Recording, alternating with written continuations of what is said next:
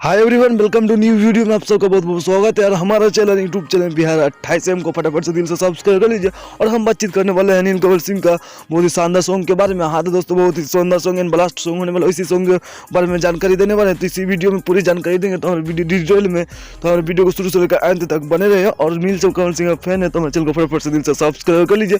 और बिना समय लेते के आपको वीडियो को शुरू कर देते हैं। सुपरस्टार नीलकमल सिंह का जिस सॉन्ग का नाम है गर्मी झड़ जाएगी, बहुत ही खूबसूरत एंड ब्लास्ट सॉन्ग है। और इस सॉन्ग को रिलीज किया गया है 4 अप्रैल यानी कि आज के दिन, 4 अप्रैल यानी कि आज के दिन सुबह के 7 बजे इसे रिलीज किया गया है। तो आप सब इस सॉन्ग को जाके चेकआउट कर सकते हैं। और इस सॉन्ग को रिलीज किया जाएगा यासी फिल्म्स के यूट्यूब चैनल से इसे रिलीज किया जाएगा। जी दोस्तों, आप सब बिल्कुल सही सुने, यासी फिल्म्स के यूट्यूब चैनल में जाके एक बार देख सकते हैं, इसे रिलीज कर दिया गया है।